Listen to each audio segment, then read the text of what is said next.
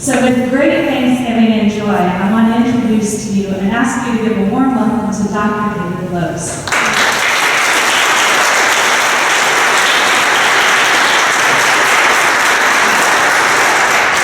Well, thank you. I'm going to start with where this presentation came from. For about the last 5 or 6 years, I've done a lot of work on culture change and how much is changing our culture. I talked a little bit about that at the Adult Forum this morning.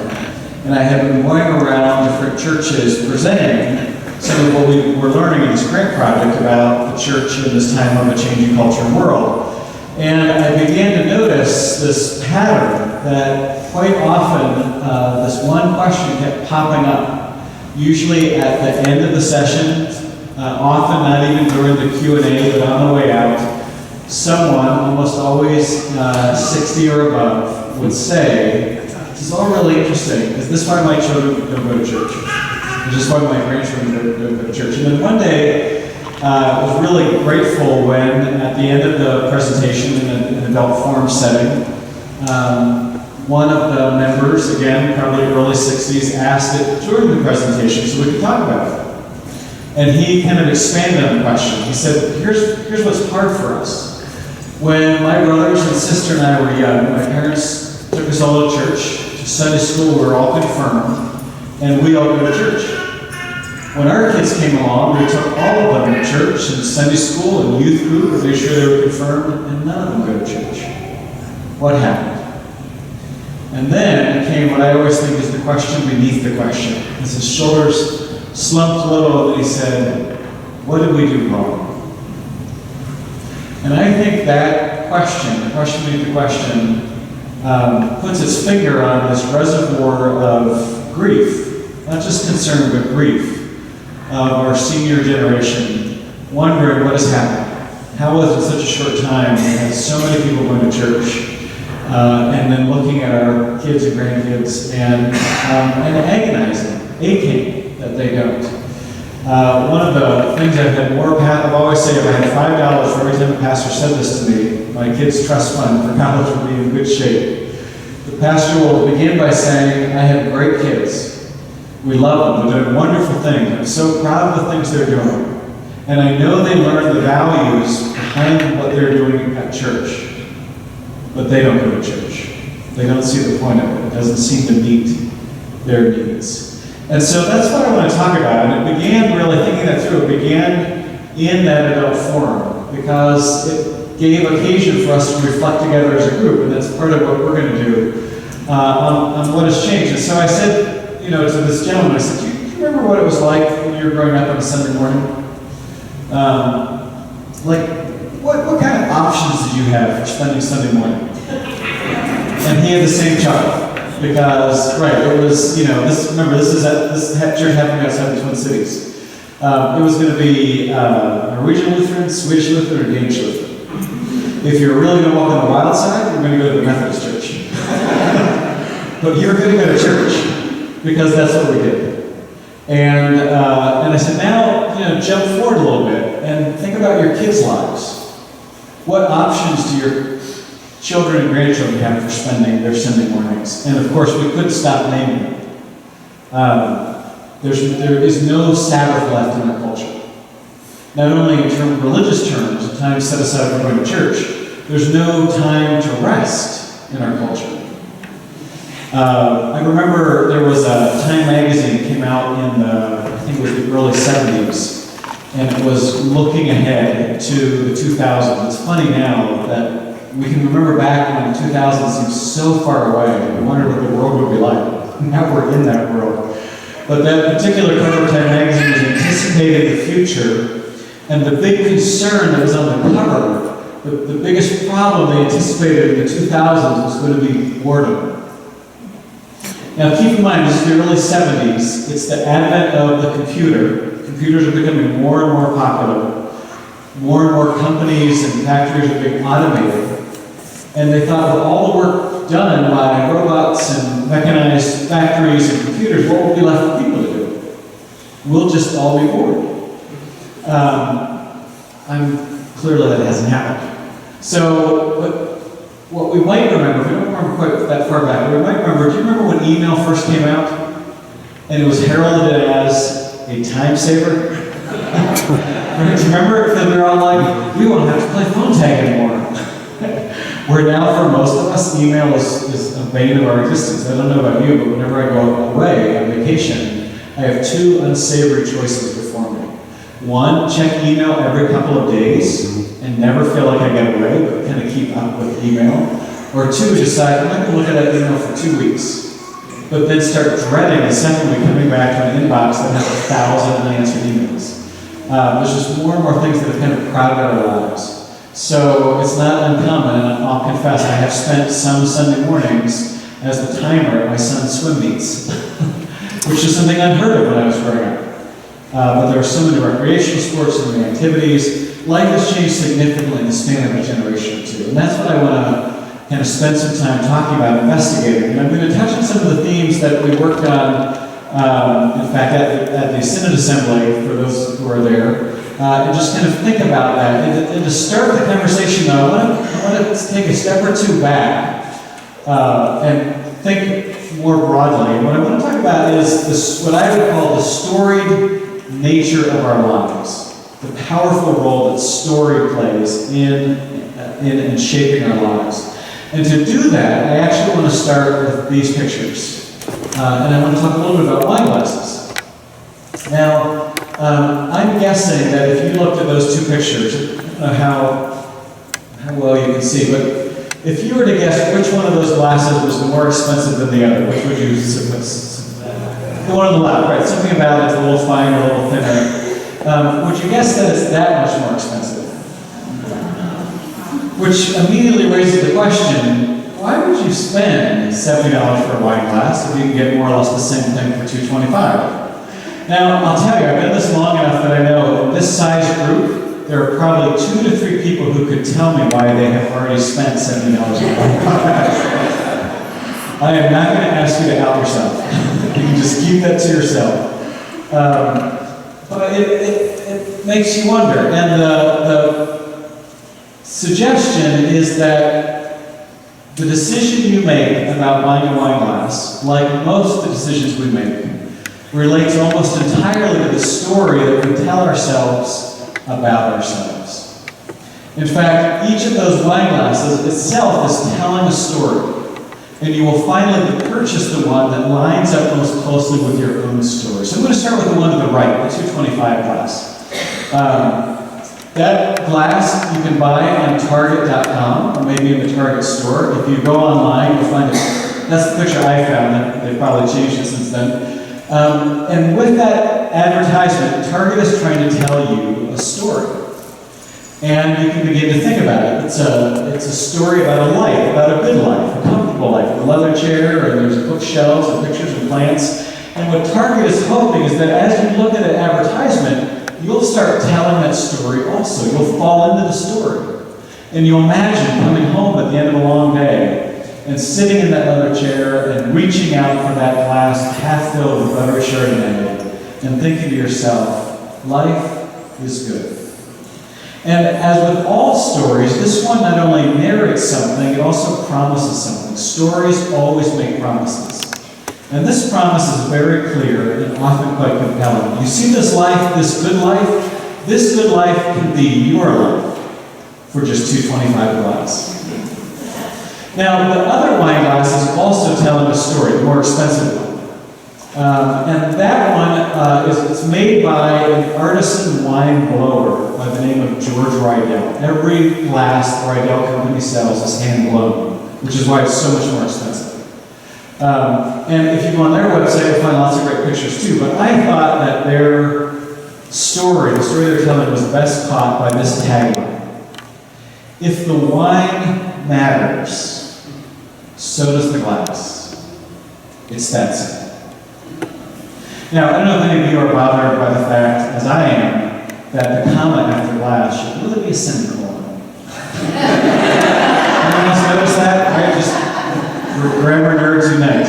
We've already tried. Okay, so bad grammar, compelling story. This story runs a little differently. It goes like this. There is in the this life a certain group of people who prefer excellence above all things. When it comes to wine, we call those kind of people connoisseurs.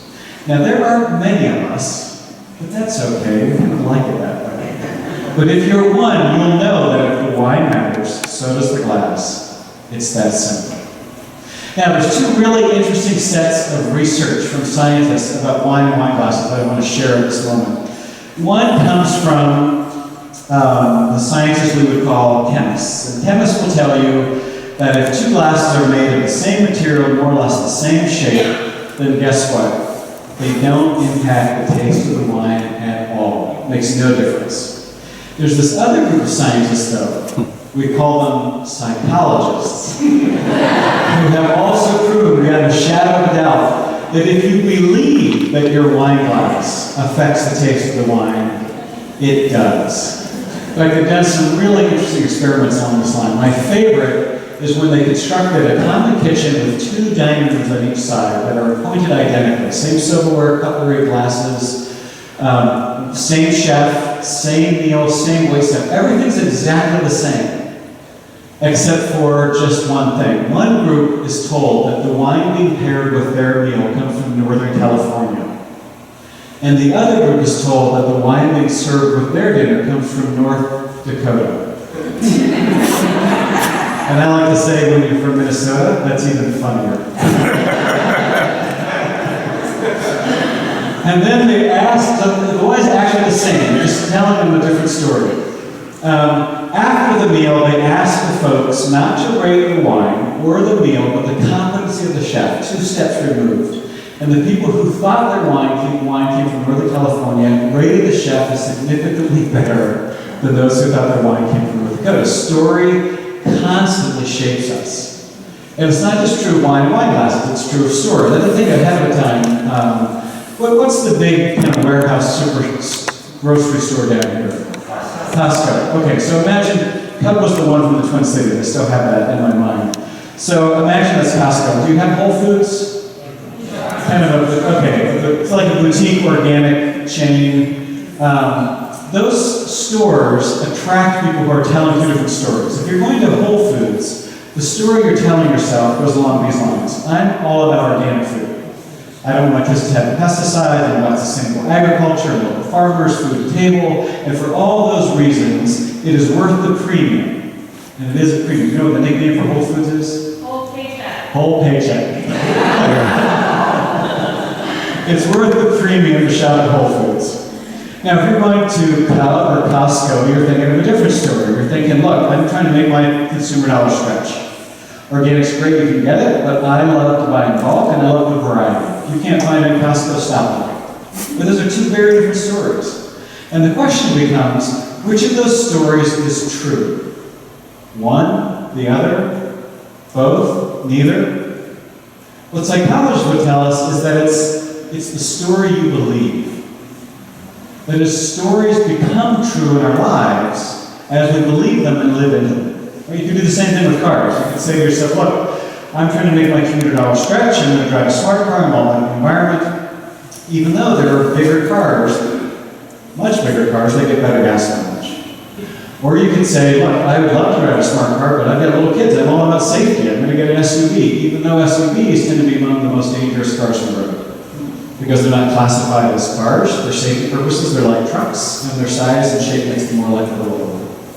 Stories are incredibly powerful, all of which suggests to me that while we think about ourselves as a species, typically in anthropological terms, we are Homo sapiens sapien, we are thinking beings, I would suggest that really what we are is Homo neurons, we are narrative beings, we are the storytelling animal. And those stories make the difference. In fact, what I want to suggest is that stuff, and by stuff I mean absolutely everything, makes sense only in and through story.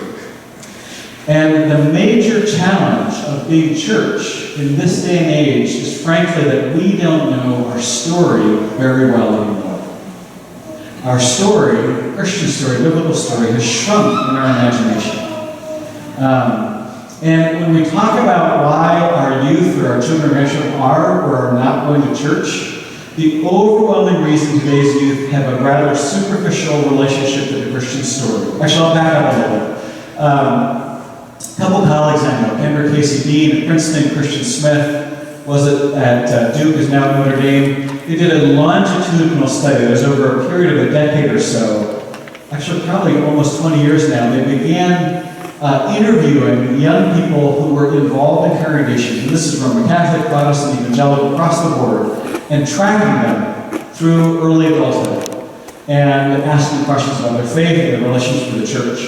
And what they discovered is that overwhelmingly, today's young generation has a very superficial relationship with the faith.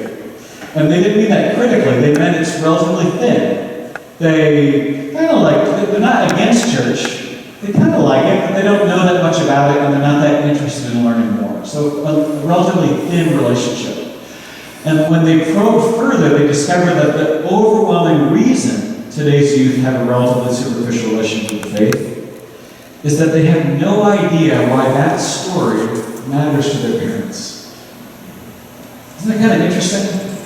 The number one predictor they discovered about whether a young person will continue in faith, attending a church, participating in a faith community, is not the youth group or the number of youth trips. All that stuff may help, or Sunday school or quality of it. It's not. But the number one predictor is how many conversations they have while growing up with a significant adult in their lives about the faith. And of all the different significant adults, coach, teacher, aunt or uncle, grandparent, the number one influencer is parents. And the minute I say that, I bet 3/4 of us start feeling guilty.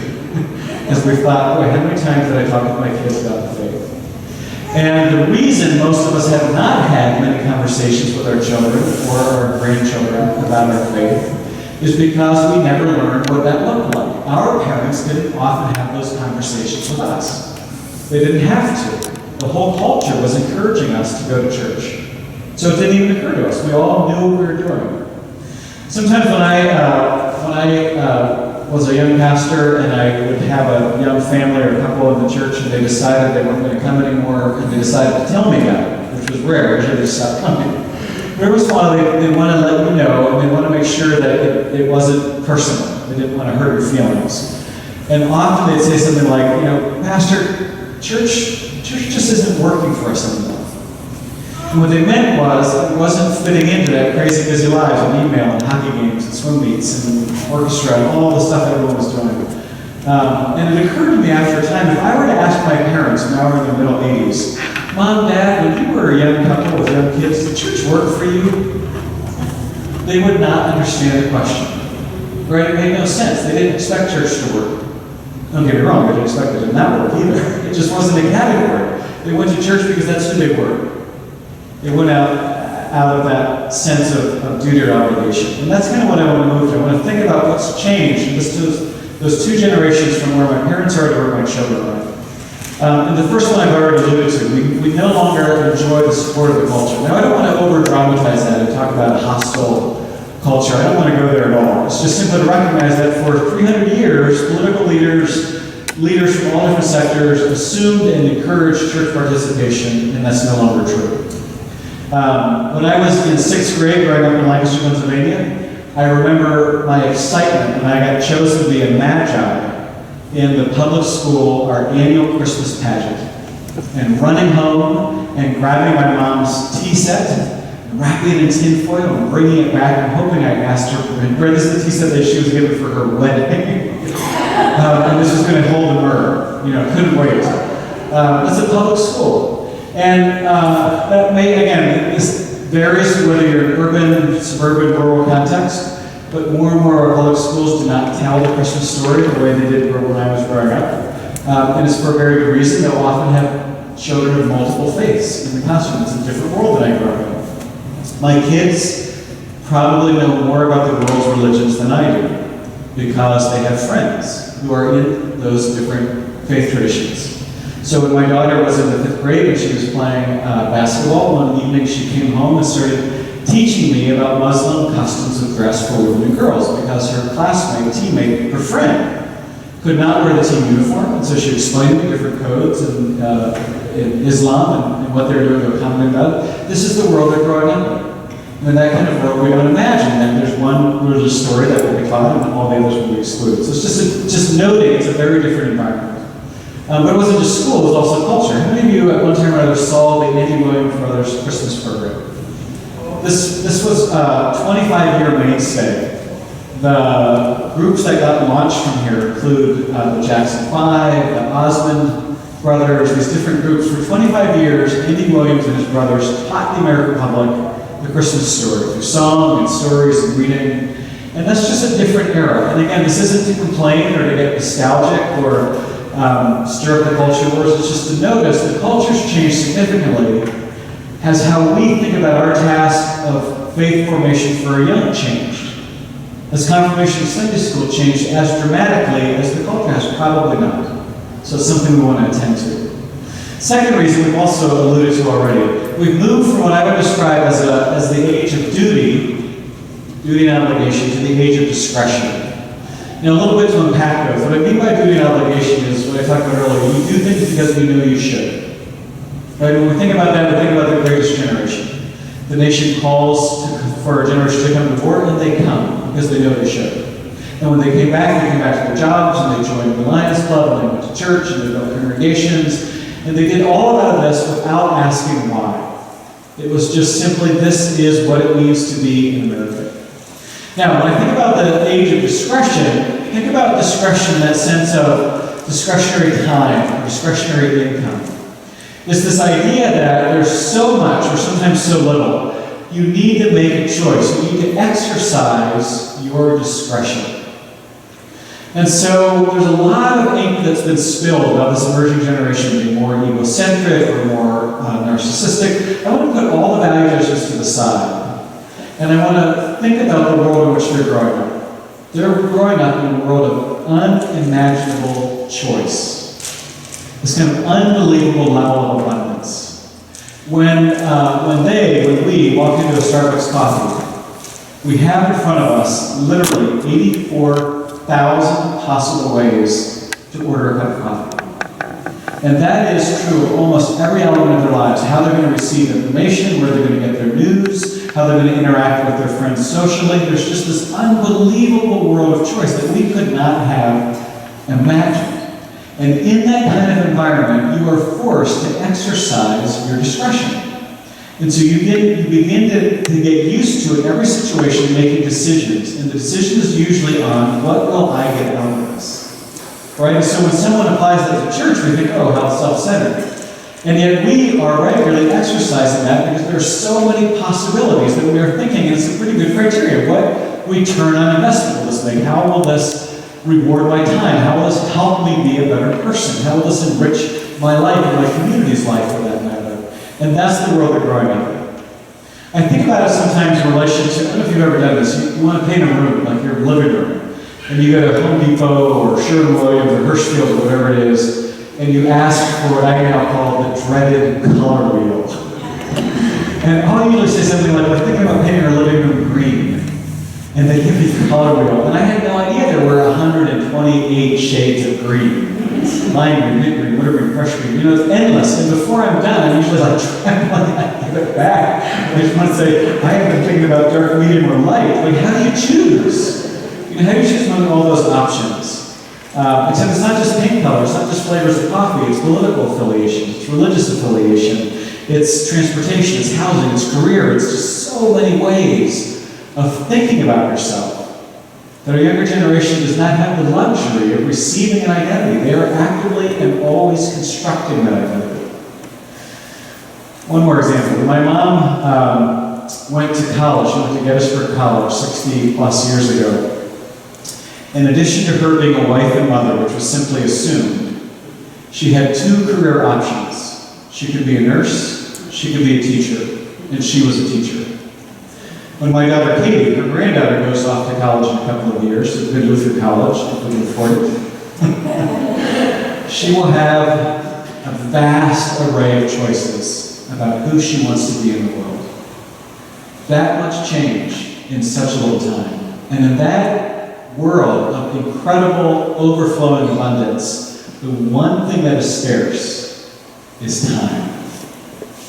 And it's one of the factors that runs across demographics of age, of ethnicity, of economic status, is this perceived lack of time.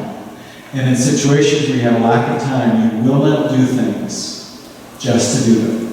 You will not do things just because your parents did. You will not do them unless they seem meaningful to you, because time has become an increasingly precious commodity.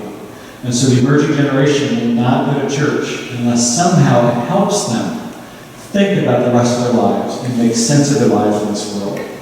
And so the emerging generation is just overwhelmed and making choices on the basis of what will enrich them, what will help them lead the life that they are searching for in terms of meaning and purpose. All right, third thing that's changed, very simply, is that we are drowning in a sea of stories. I mentioned earlier that it's sort of like a biblical story has shrunk in our conscience. We don't know our story as well. Part of that is because of all other stories surrounding us. I just pulled some magazine covers off the internet. Some of them are iconic, you might recognize, some of them not. But as I was doing that, it occurred to me that every one of those stories taps into a larger story about what the ancients would have called the good, the beautiful, and the true. That is, each of those magazines has something to say about a larger worldview, about what does the good life look like? What's worth saving for, striving for, or sacrificing for? And of course, it's not just what we're reading, it's what we're watching on television. It's not just what we're watching on television, it's what we're wearing, and what we're driving, and where we're going for vacation. Think for a minute about the power today of emblem, of logo, right? We have whole alphabets of recognizable logos that we've seen. And it used to be that logos made a promise. They made a promise about brand quality. Right? So if you saw Maytag, that meant something to you in terms of the quality of that washer or dryer. Logos, brand names still make promises, but today it's not about the quality of the product, it's about the quality of the life you will have if you purchase that product. Are you familiar with product placement? This is when people spend a lot of money to make sure the lead character in a movie or television program reaches for a Coke, not a Pepsi, drives a Ford, not a Chevy. Do you know what the most frequently placed product has been over the last 15 years? I'll give you a hint. Oh, sorry. Apple. And do you know how many millions of dollars Apple has paid for that privilege? Not one. They haven't paid a dime. Why? Because every director knows that if he or she wants you to think that character is creative, just give them an Apple computer, which only makes me all the more affectionate to my little computer. Right? So we have this kind of attachment to the logos because they help us tell our own story. Or we borrow from the cachet of a brand to construct our own identity and story. So some researchers from Duke University, for instance, discovered that for a lot of people, the brand on their laptop or their shoes or their coat or their car created as much meaning for that person as in a former generation someone would derive from a religious symbol like a cross or a Star of David. In fact, they said, apart from people who aren't deeply religious, those markers or brands became some of the key ways people express their own identity. So in all these ways, we're drowning in this sea of stories. There's so many possibilities, and among them all, the church, the Christian story, is just one. Where again, in generations previous, it was never just one story, but it was the story all the others assumed. It was the kind of cultural touchstone that people. In fact, when you study Western literature, it's really hard to make sense of Western literature if you don't know the Bible first, because most of those authors assume a familiarity with biblical stories. So Chaucer to Hemingway and beyond, they assume they can make references about the prodigal son or the Good Samaritan or Sarah's laughter, and the reader will just know that and make those connections also. So the question then becomes, what can we do about it? And what I want to do with a little bit of time that we have is to actually reframe, to think a little bit differently about the situation we're in. And what I mean by reframing is to take a step to the side and look at it differently and see what possibilities it suggests. To look at it from a different angle. And for me, one of the great examples of what I mean by reframing is You know, the Gestalt pictures that you might have seen at one time or another? What's always interesting to me is there are two things you can see, but you can only focus on one at a time. So you can either look at the two faces or the chalice in the middle. You can't hold on to both at the same time. Or you can see the older woman from the side or the younger woman turning away from the back. That's the tricky one. See the younger woman?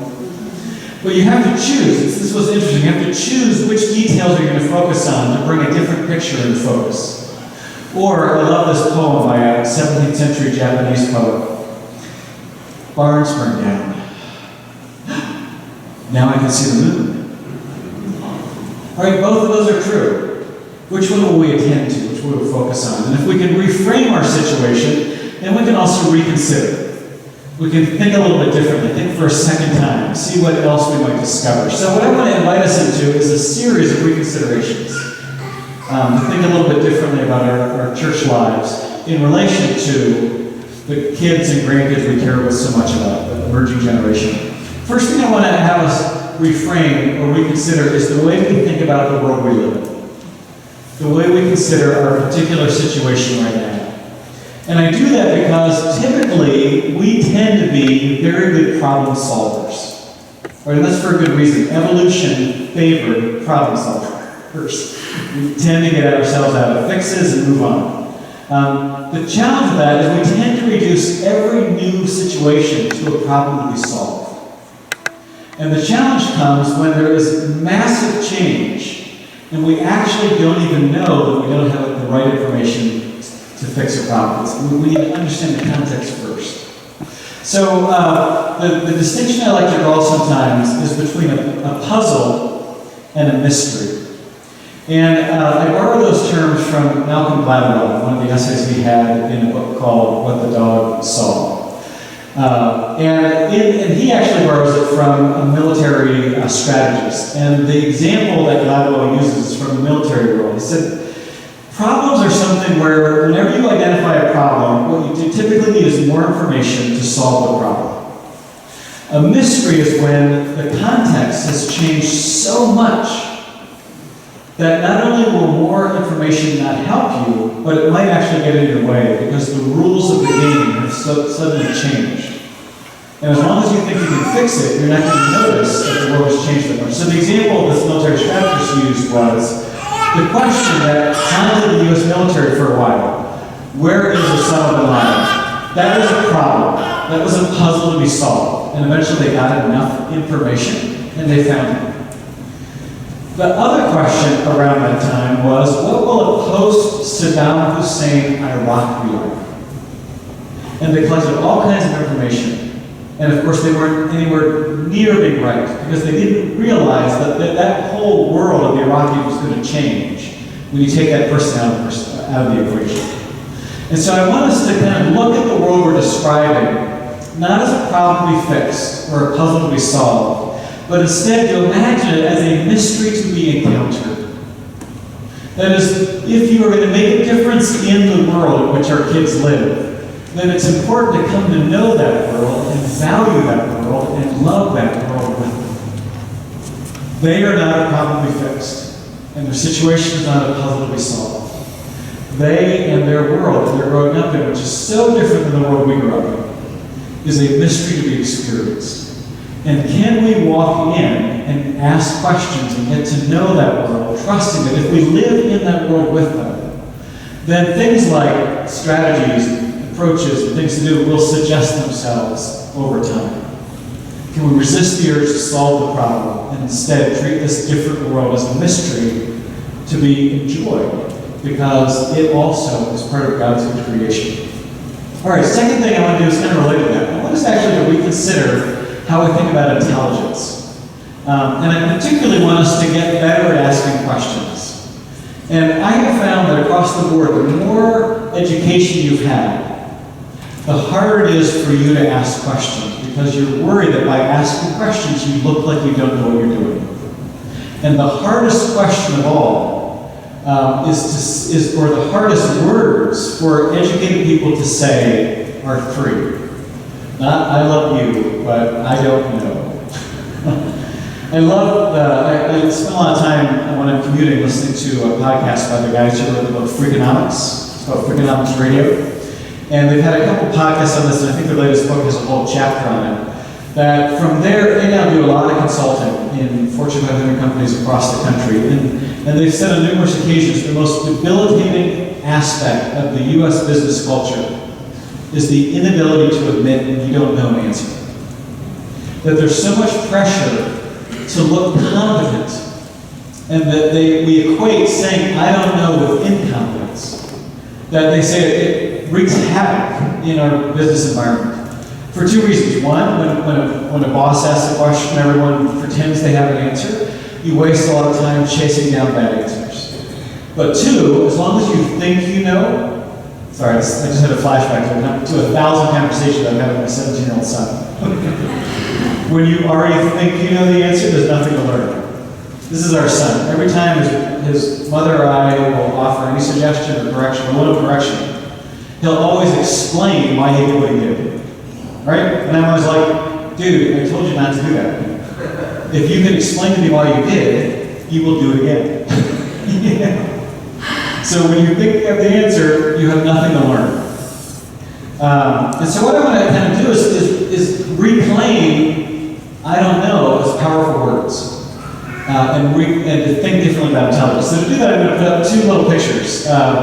This first one I'm just going to call, for fun, the thinker. And I want you to imagine that in the thought bubble above the thinker is everything that he knows. And typically that's what you think about intelligence. How much stuff do you know? That's how smart you are. But what I want you to do for a minute is think also about the perimeter of that thought bubble. Because that's all the stuff, if you're paying attention, that you know you don't know.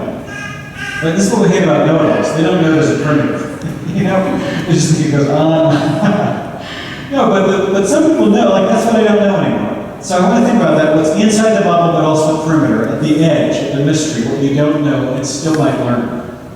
All right, now, this first thinker knows a lot. I'm going to just say graduate of the Lutheran Theological Seminary, Philadelphia. This second thinker, his friend, knows even more. Obviously, graduate of the Seminary. Come on, people, know your audience. All right, so clearly the second thinker knows more. Why? Because of the thought bubble. Well, maybe. But now, thought bubble's bigger. But what about the perimeter? That's gotten bigger too. Right? Maybe intelligence is the more you know you don't know.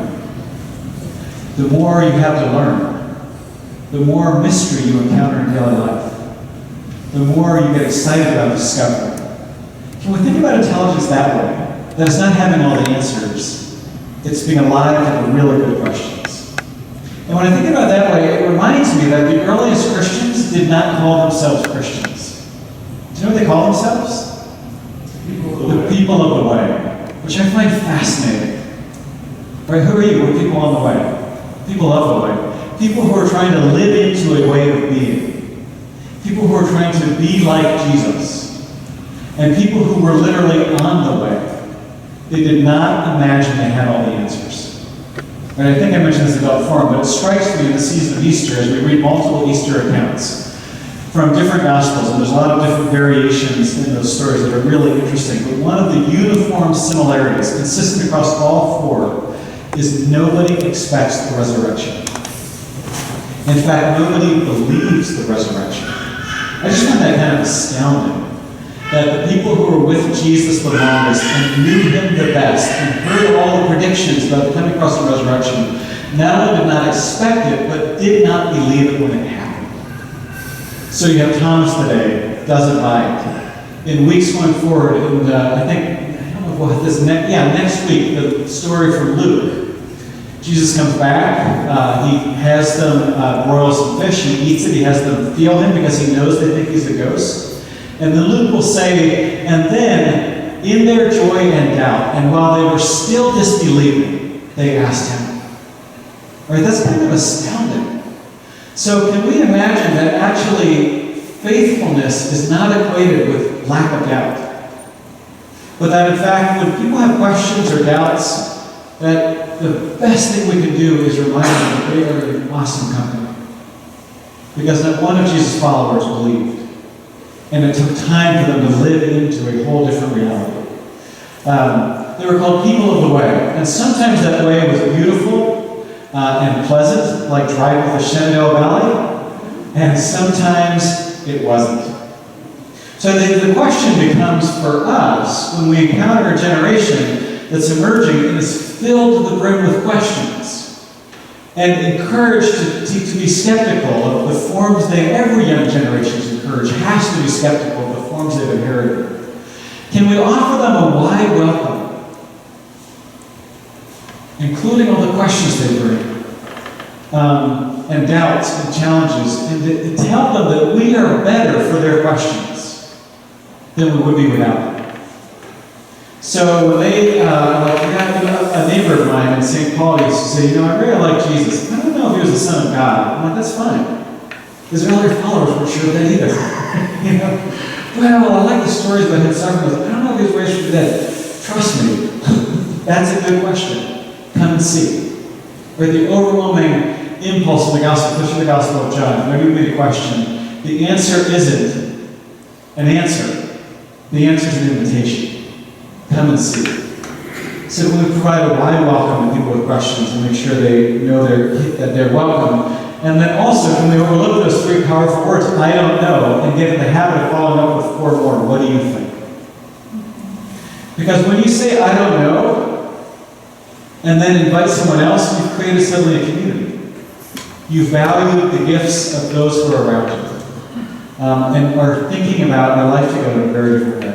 All right, the third thing I want to reconsider is faith. And I think that we tend to think about faith in terms of knowledge or information or doctrine.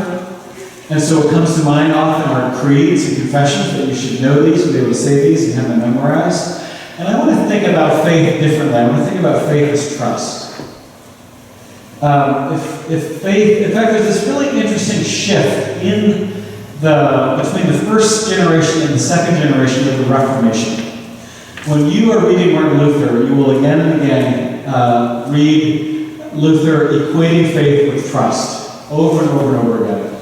And a generation later, by the time you're getting to John Calvin and others, there's been a shift in the way the church is already thinking about faith, not as trust, but as knowledge. And there's this interesting kind of movement. And so the language is less about trusting and more about knowing. And the interesting thing about the difference there is that knowledge is a lot more static. You can know something you've done. Trust never leaves you alone. Like, trusting means you don't quite know for sure. Trusting is more tension-filled, which is, I think, why we prefer knowledge. But if faith is trust, then we imagine it in far more, instead of more academic terms, we imagine it more in relationship terms. Trust enables you to do things with others. But you have to rely on them because you're never going to be sure, you're never going to know for sure. So can we cultivate a sense of faith, of that kind of active trust that leads you to take some risks? Not simply faith as we need to know these things before you can join our church or be a member of church council. Fourth thing, along those same lines, I want to think differently about church. I mentioned this also in the adult forum today. I think we have set up church, or for a very long time, churches functioned really well in our culture as a destination, as some place you go. And what you go for, we don't think about it this way, I don't mean it crassly, but what we go for in some ways is a good performance of the Christian faith. And it's a performance that we're caught up in. We get to sing hymns or sing in the choir or read parts of the psalm. But it's a performance that's led by the one that's been trained to be the performer, the pastor. In this way, church is a lot like going to the orchestra. You go for a competent performance. And what I want to think about it instead is when we think about church less as orchestra hall and more as a community music school. There are performances at music schools, but that's not primarily what you're going for. You're going to learn how to play. So you'll have lessons, you'll have time to practice, you will be encouraged, you'll go out and practice, come back again, and the change is the outcome, or what you imagine happening. What you want from the performance is you want to be inspired. And you want to be so inspired you can just remember that concert for the rest of the week. In the music school, you might be inspired, but if that's all you get out of it, you're going to come away and feel a little chipped. You're going to think you didn't get a very good return on your investment, because what you're hoping to do is learn something, learn how to do something, learn how to play something. And I think in this time of multiple stories, where people in the emerging generation will not come unless this faith helps them navigate their lives, then what we're about is faith formation. We're about helping people understand the faith so that they can do the faith in their daily lives. It's not enough to keep coming back and watch someone else do it. It's about you feeling confident and being able to express and understand your faith in your daily life. Another way to put it is, instead of imagining faith as the big game, or church as the big game rather, can we think about church as the locker room? We think church as the practice floor, the place where you gain confidence in living a Christian life here so you can do it out there. And that's really a challenge, because we are used to having experts, which is why every often when we gather, we will turn and have the pastor pray, because that's the one who is trained. And when I think about it, we cultivate a generation of Christians who want to do these things for themselves. Pastor, welcome to supper, and have my sister pray, because she's awesome. And think about that a little differently. Can we also think then about the primary image for church not being the big door people walk into, but the door we send people out of? But as we think about church, Sunday morning worship being the place where you practice the faith so that you can leave and go to the world God loves and actually be the church out there. What if, I'll confess from the beginning, I don't have a good image yet for this, or a metaphor, but what keeps coming back to me, and you'll know in a second why I'm so dissatisfied with it, but I keep thinking, instead of this idea of a destination, it's the place I'm driving to get to, it's more like a way station, it's more like a road stop, it's more like an interstate rest stop. And now all you're thinking about is those yucky bathrooms, you're like, yeah, you're right, that's not a good image for the church. But like, nobody stops off at the rest stop because the rest stop is awesome. You know, you stop off the rest stop because you need to use the bathroom, you need to get some fuel, you need some food, and then you're on again. Like, that's what I like about it. What if we thought about church that way? At St. John's, at the church I was at with Betty and Knut for a while, there was a couple there, and young family, and they told me once that when one of them, when they could both not get to church on a Sunday morning, like one of the kids was sick, or in-laws were coming to visit, and they had to get the house moved. Something prevented them both going to church. They'd do this quick 2-minute drill of the week they'd had and the week that was coming. And in 2 minutes or less, they would decide together who needed church more. Isn't that awesome? Like, can you imagine if 10% of our people, 20%, 50, 80% of our people thought about church that way? I go because I need it. Right? Not because I should. Because I want to, because it makes a difference. And to think together about and the question becomes, what would make church that way for you? And even more, what would make church that way for the people that we wish were here? Instead of us guessing, or bemoaning, or worrying, why don't we ask them? Right? This is the constant question I get all the time. How can we get young families to come to church? How can we get more young people to come to church? And my answer is always the same. Have you asked anyone? You know, like, what would make this worth your time? Like, I don't know. I'm not that age anymore. Besides, I was kind of corrupted. Like, I just go to church, good, bad, or ugly. I'm a loyalist.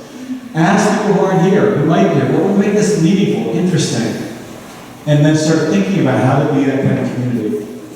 Evangelism, which makes most of us, evangelism committee is always the hardest one to get people to sign up for. Because we think about it this way. We think about someone shouting their faith at someone else, stuffing their faith into someone else's face, and we just hate that idea. What I think about it is, who's responsible for sharing the faith? Who's responsible for sharing stories about what God has done in our lives in the world? The classic answer, of course, is the preacher. It's the pastor. What I want to suggest is that next time you want to answer that question, who's responsible for sharing faith with the emerging generation, you take a look in the mirror.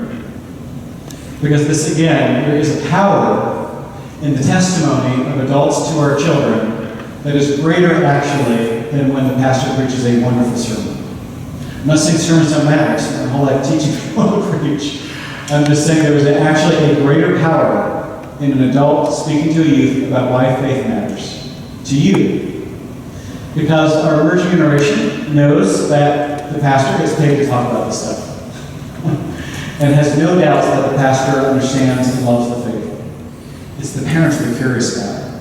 Right? It's back to that same thing again. When the researchers polled this emerging generation, their kids knew that their parents really valued church. They just didn't know why. And although their parents valued it, they weren't going to emulate it unless they knew why. My mom collected stamps. I don't. I don't understand why she loved it. It's never appealed to me. That's actually kind of what it's like with this emerging generation. I know you love church.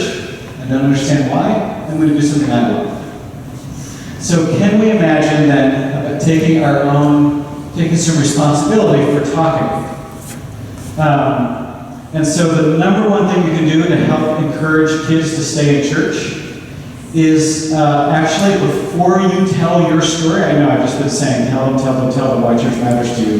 Before you do that, listen to them.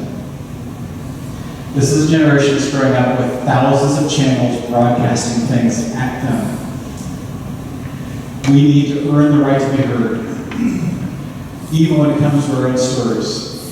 And the most potent way of earning a right to be heard is to listen, to be curious, to wonder, to be interested in the things that are moving, questioning, stirring up inside of them. And then when the time comes, share your own. There is nothing more powerful we can do. Sixth and last thing I want us to reconsider, and that is pastoral performance. We have thought of a pastoral office primarily akin to the office of doctors and lawyers. That is, they are the experts. We go to them and we don't know what we're doing. I don't think that's the best way to think about pastors. I want to think about pastors more along the line of coaches. What's great about a coach? Some of you may or may not remember what Phil Jackson was like as a player. Most people don't care. What they care is that when he's on the court, his players play better. Right? This is actually a picture of Cheryl Reeve, coach of the Minnesota Lynx women's basketball team. She's up there because I think it's important that the images we cultivate are gender neutral, gender inclusive. But she's also up there because I just want a moment of homage to the one coach of a professional team in the state of Minnesota that knows how to win. Two-time women's NBA champion, I'm going to say. Let's not talk twins. All right. So when we think about our pastors more as coaches and value them not just for what they do, but what they help us do over time. Can we think about our pastors more like river raft guides? And here's the thing, folks. Raft guides are not going down the river the first time. They've been there before. Why do they do it over and over again? To help other people have an experience they didn't imagine they could have. To imagine that they are our navigators, helping us make our way down the river of faith. It's a different way of thinking about pastoral ministry. And the biggest difference is right now, whenever you form a call committee, what you will think about is how good is the pastor, is the candidate at preaching, teaching, giving pastoral care, praying, visiting, all those things. The question I would like us to ask is how much better will we be as a congregation at teaching and sharing faith and caring for each other and praying after that pastor's been there for 5 or 7 or 10 years? All right, so 2 questions then. We're going to do this exercise. I'm just debating timeline. We're right near the end. We'll just do this little bit of an exercise because I think it's critical to practice. I referenced it this morning. We're going to do it now. I want for just 2 minutes for you to be in very brief conversation with someone near you about a single question. The question is really relatively low key. It's why do you go to church? What makes it valuable or meaningful for you? And the reason I do this again is because I think it's really important to practice this. And the first time I tried this was a small church in Colorado. And they were very game about it, they're very good about it. So just notice I've set the bar. They did it happily. When it was done on the way out, one of the participants was an older gentleman, probably in his early, middle 80s, kind of stooped over a bit. And the way out he said, I just want to say thank you. Because, and he kind of nodded to the woman behind him. He said, because this gal and I have been going to church together for more than 60 years. And it turns out, until today, neither of us knew why the other was going. So, 2 minutes with a person near you. What do you value about church? What's important to you about it? Why do you go? Go.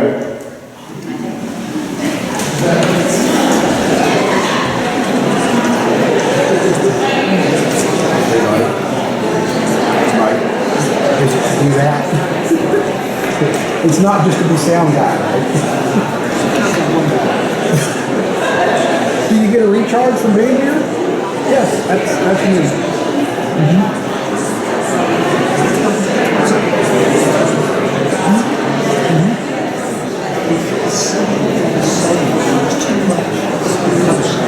Oh my God.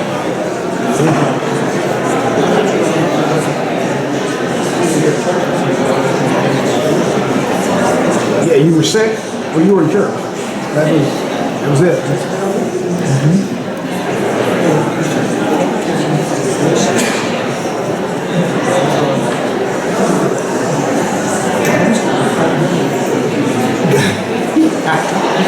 I'm trying to think. He might have been teaching it a year or so.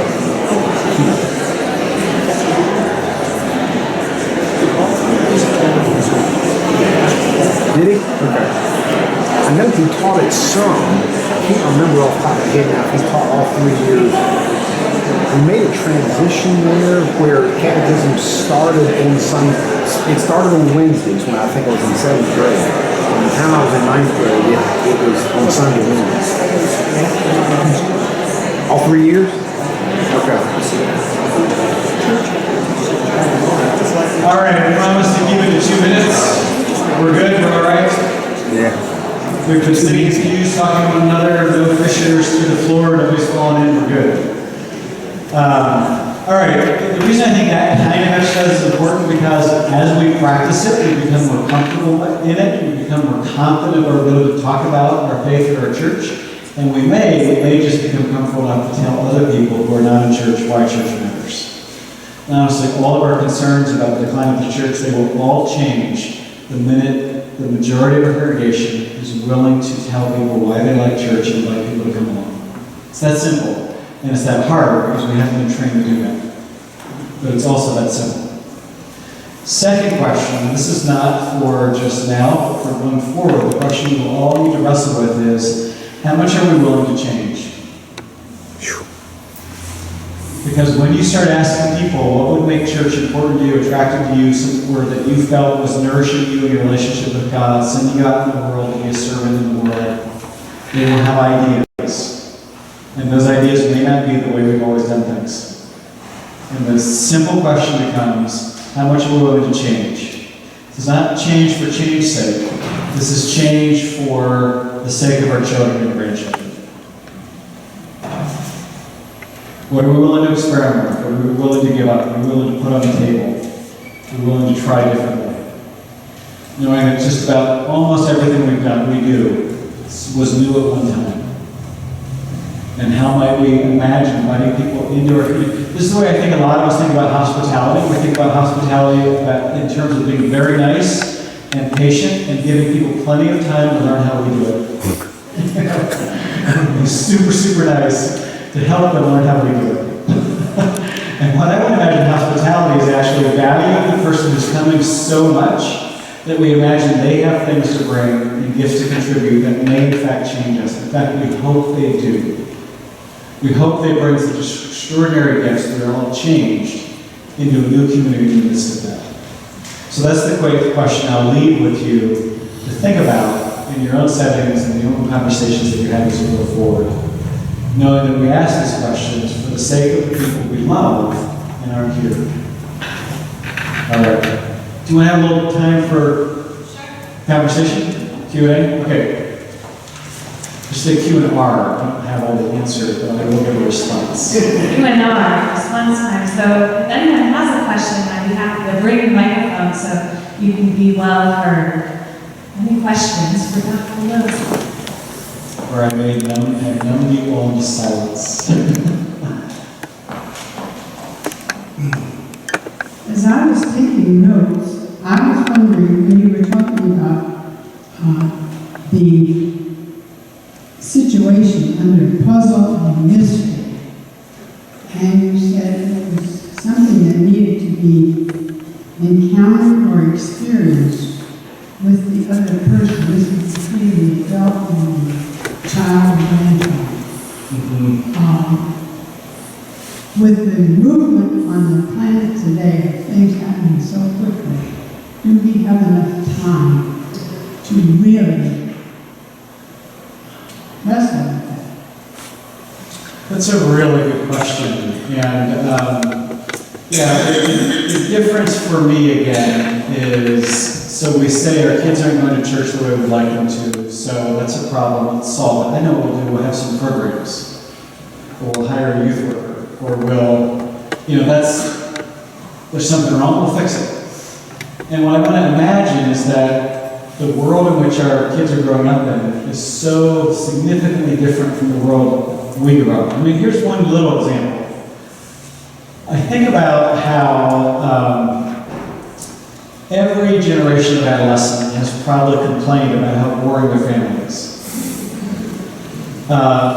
But at the same time, that boring family offered a kind of refuge from the work they were doing in creating their identity. Which again, that's what adolescence is. It's where you're figuring out who you are, you're creating an identity. Except when you do it today with Facebook and Twitter and Instagram, you never have a break from doing it in public. 24/7, people are watching you create your identity. Post, your Twitter feed, or your wall, it's available all the time. You never get to go back to that boring sanctuary and just hide, take a break for a little while, which is where cyberbullying becomes such a phenomenon. It's not like bullying is new. It's that you didn't have the potential to have 1,000 people pile on you. You didn't have the chance to have the bullying happen on this huge scale all over the place, and you could never escape it. So that is such a different kind of world. Instead of assuming, well, obviously there's a problem, we'll just construct a new program. Can we imagine just sitting with our kids or grandkids or young people and just saying, tell me about your life. What's this world like? Now, if it's time to figure it out, I don't know, but maybe that's not the goal. Maybe the goal is establishing relationships. And not only is there always time to establish relationships, but if we don't, I don't think we have a chance to move forward. So I'm more interested in thinking about our emerging generation as people to know and love, who lead interesting lives and challenging lives that we're that we care about. And the goal of ministry in this setting is to listen to them and understand them and connect to them genuinely. Not to hire a youth pastor or create a program because we know how to work it. We don't. So that's kind of what I'm interested in. And that kind of relationship is something any of us can initiate. Because at that age, at all ages really, we crave some sense of connection. And that's one thing every single one of us can offer to someone else, is the genuine connection. Thanks.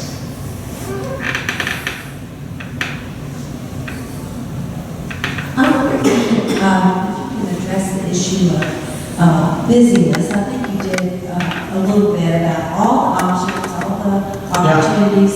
You know, my particular boo-boo is sports, all the sports on Sundays, and all that kind of breakdown of structure that we knew in a different generation. And how do you imagine or suggest that we address those things? They're good. They're good things. They're sort of encroaching on the traditional time when most people gather. Yeah.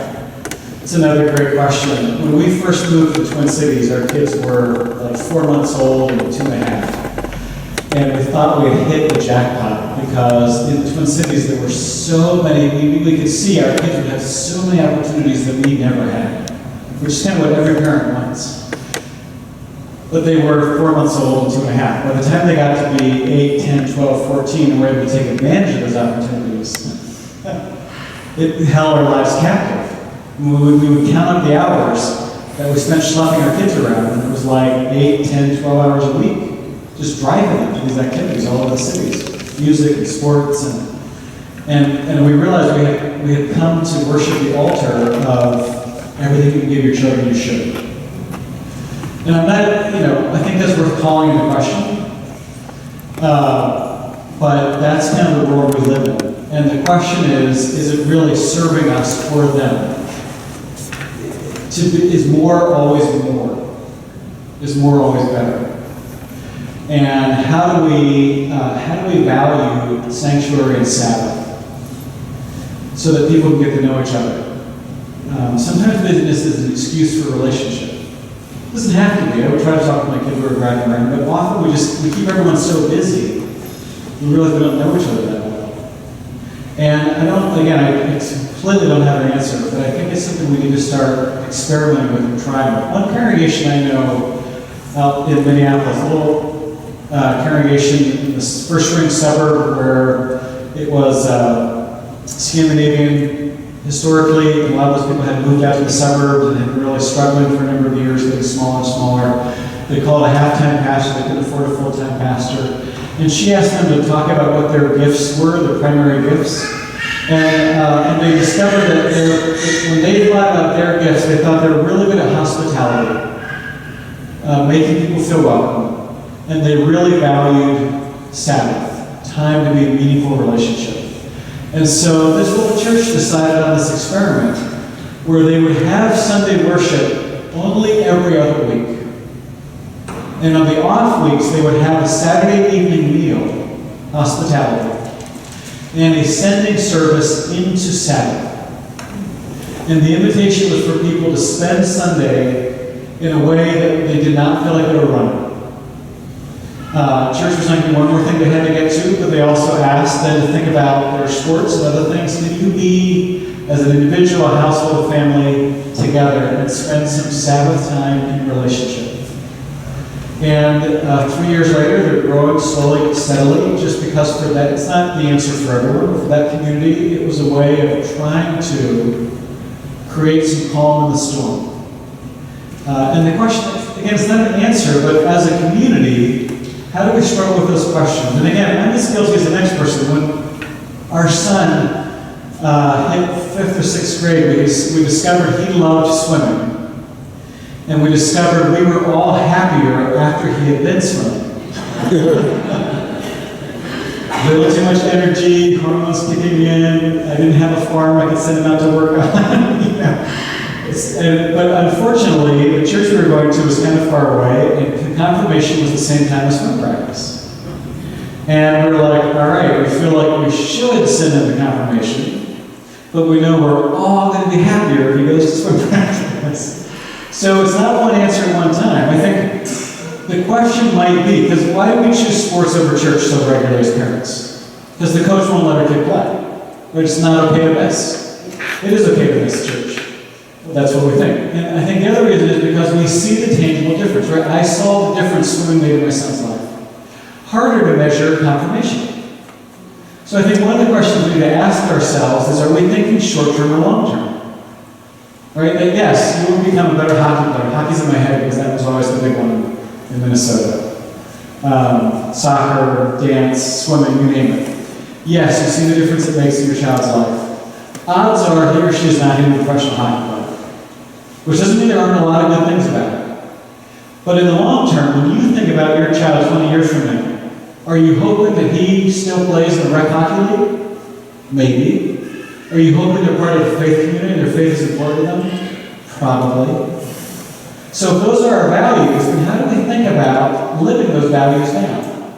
Knowing the decisions we make as parents with our kids will in fact shape them over the long haul. And I don't think that's a conversation we've had about, is this important?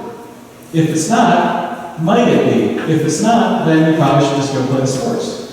And again, I got a lot of sports. I want my kids to do a lot of sports, but I think it's a conversation we haven't had and probably should be having. Last thing I'd say about that is to recognize that Sunday morning is not enough anymore. It's not enough that fewer and fewer people can get to it. With work 24/7, more people are working. It's not enough in that when you're inviting people to performance, a performance once a week is fine. To form their faith, you need more than that. So how do we come alongside, given that we have all these tools for communication, whether it's via blogs or online emails or other ways of setting up community, how else can we help people develop in the faith when we can't necessarily count on Sunday, and when Sunday isn't necessarily enough? So those are some of the questions I would like congregations at least to be asking and wrestling with together. There's a question up here. Two, actually, one, two.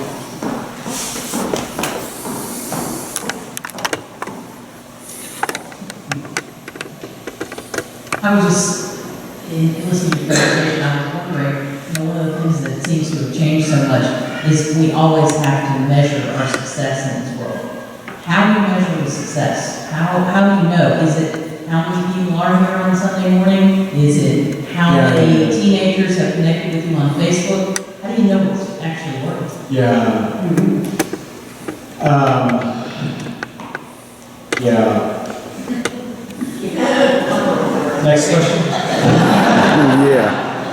No, I think that would be an interesting question to ask too. If it's numbers, we're going to have a really hard time. Here's the thing, just sheer demographics, sheer societal forces, we will be a smaller church for the foreseeable future.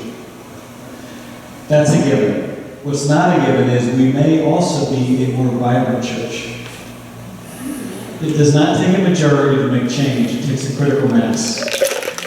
The confessing church in Germany, Bonhoeffer's church, absolute minority. And it made a huge and lasting impact. The Reformation in Wittenberg, tiny group of people, made a huge impact. One of the Bible passages I'll do with congregations and seminary students sometimes as a reminder is the Luke passage where Jesus sends the disciples out 2 by 2 and ends up sending 70 of them. It's called the mission of the 70. And then they come back and tell Jesus all the incredible things they saw and did. And I'll pause after that, because we're so used to hearing that story, if you've read the Bible, that you can stop and say 70 people. Think about what those 70 people did after Easter, after Pentecost. They changed the world. And one of the things that's interesting about that number right now is the average worshiping size of an ELCA Lutheran congregation today, you know what it is? 70. And all we can do is sit there and wring our hands and think it's the end of the world. We're only worshiping 70. And I want to go back and be like, 70 people's not bad. 70 people on fire with the Spirit can make a difference. They have. So I would like them to think then less about, now I can say less about numbers, but here I am running a seminary that needs people to give money and running churches that need people to give. It's not that simple, I know that. But to allow those measures, metrics to be secondary, and the primary ones to be, are the people with whom I'm gathering, do they experience God in their lives? Can they talk about it? Can they share it with other people? Those, I think, are the metrics that matter. And it'd be interesting to think about, and again, I'm just listening to the adult forum, think how powerful it would be if everyone in this room felt comfortable and confident when someone in your life is struggling, at work or at home, school, whatever, could turn and say, I'm having a really hard time. May I pray with you? Not the ubiquitous, I want you to know you're in my thoughts and prayers. We can all do that. We all have done that. Can we say, may I pray with you, and do that? Think how powerful that would be. So what would it be like to organize a congregation with outcomes that are that specific and measurable? At the end of the 6-week sermon series on prayer, we're going to understand what prayer is. We're going to look at biblical models of prayer. We're going to practice praying. We're going to pray out loud. We're going to lead and engage people in prayer. You sure you're at a Lutheran church? I just think that'd be an interesting way. So I would like to think about metrics more like that. What difference is it making in people's lives? What difference is it making what they can do? What difference is it making in the world and community? Here's one thing we always overlook. I always overlook. We often tend to overlook the impact of our social ministry organizations. We don't even have, we talk about the expression of the church congregation, synod, church life, we don't even mention them. And yet it's the one area of the church that is only growing. It is only growing. And that Lutherans and Lutheran organizations are taking care of more people than ever before. Every single day in this country, 2% of the population, 1 out of 50 people, every day, receives care from an institution started by Lutherans. Hospitals, nursing homes, refugee centers, adoption agencies. That's incredible. So can we measure things that way? And create an environment where we're sending people to make a difference. Now, it's sometimes hard to count change lives, but we can start telling stories about it. Anyway, some thoughts. Yeah, one more, and we're probably right about. I think one of the things that's changed in generations is that when I grew up, grandparents and aunts, even though I came from a very small family, didn't live very far away. Everybody lived within an hour radius or so of each other. Now, children live at a distance. Yeah. Both of ours do. And therefore, grandchildren live at a distance. You talk on the phone. You may see each other once, twice, and you're lucky 3 times a year. I've heard what you said. I believe in what you said. But those kind of conversations just don't particularly come up. In the same way. Because you're just catching up all the time. Yep. On what may have happened. Yeah, that's a very good question. Two thoughts. One is, of course, we also have far more ways of being in conversation with each other via Skype and email, and can make use of those. But the second one I want to think about more. It strikes me, we just came through the Lenten story, and one of the interesting things in John's story of the cross is John's Jesus is a very different Jesus, much more kind of in control and calm and even powerful. And when he's on the cross, one of the things he says is he sees his mother, and he sees this disciple he loves. And he says to the disciple, take this woman as your mother. And to his mother, take this man as your son. And what is he doing up there? He's creating the first Christian family. And it's a family that is based not on blood ties, but on a shared faith. Which means every child in this congregation could have 40 grandparents. And every senior here could have several grandchildren. It's not quite the same, but it's powerful. And if your grandchildren are having that experience, it can work for them too. And they may not, but that's okay. And that's where we start with who's in front of us. So every child here, if you're not near your grandchild, you're here by a whole lot of children that can be your grandchild. In the sense that the beloved disciple and Jesus' mother were mother and son. It doesn't have to be a parent or a grandparent. It needs to be a significant adult.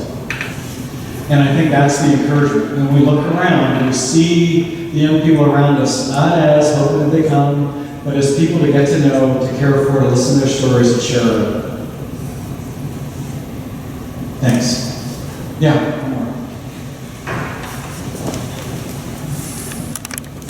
In the world we live in, not only for us, but especially for the younger ones, everything is negotiable. Everything is changing so rapidly. Truth is a relative thing. I mean, I resonate more and more with Pilate's question, what is truth? The old standards of morality and values and societal ethos are just falling away. How do you think that we as the church reach out and engage young people who come with a discretionary attitude and with a negotiation attitude, questioning as we all did at that age? And how do we lovingly receive them and engage them in conversation and yet at the same time explain that certain elements of the faith are simply standards that are non-negotiable?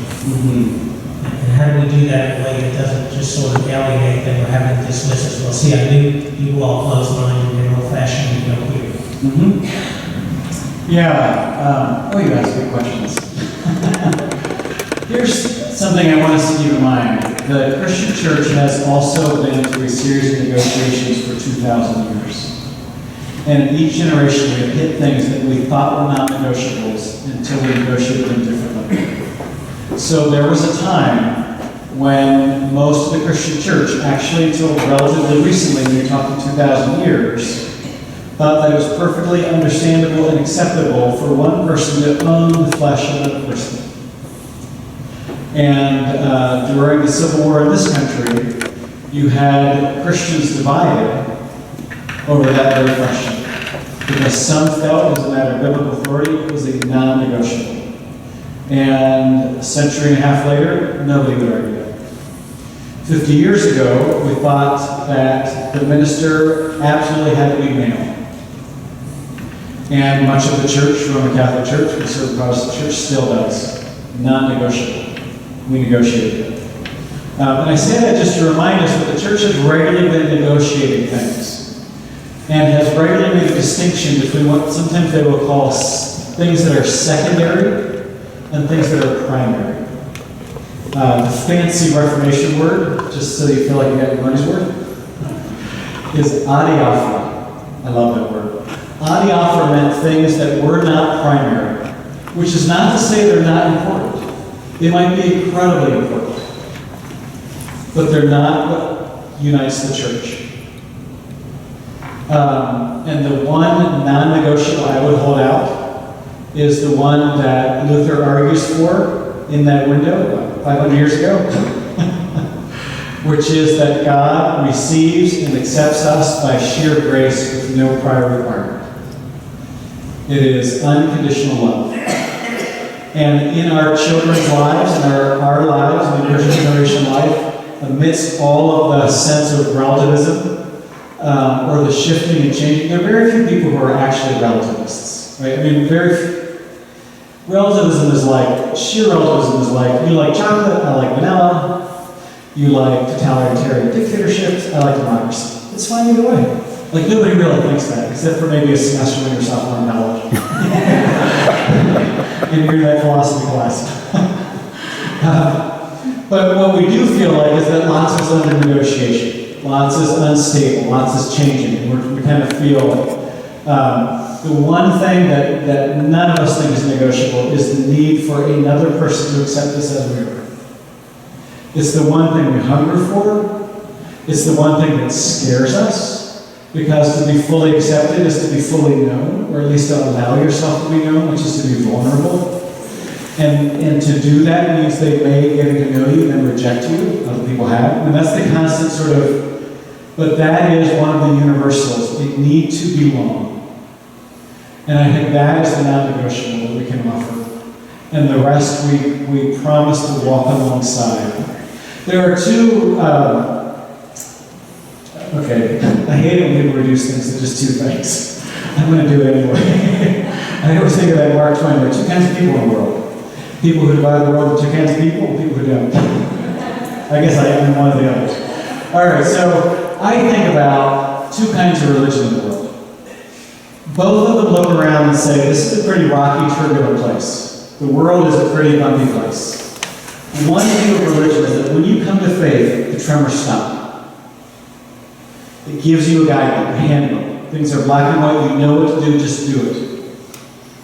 The other way of thinking about faith is this world is a really turbulent place. When you come to faith, what faith does is it helps you keep your footing in the tremors. Different image. Some people want the former, and they will not be happy in the Lutheran Church, at least this one. No matter how hard we try, they finally won't be that comfortable. And the best thing we can do is help them find a church where they're going to be happier. For them and for us. We're that second kind of church. We do not give you all the answers. We walk with you in the questions.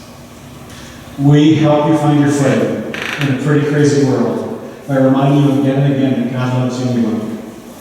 That's something we can do. And I think at this particular time, that is one of the potentially most powerful words a faith community can offer. Amen. Seems like a good place to stop. All right. Well, thank you so much for the invitation to be with you, but even more for the faithful and good work you are doing here and in your congregations. Be asking these questions, be reaching out in love and service. This is what makes the difference, and I'm so, so grateful for you and your ministries. Thank you. Let's say thanks.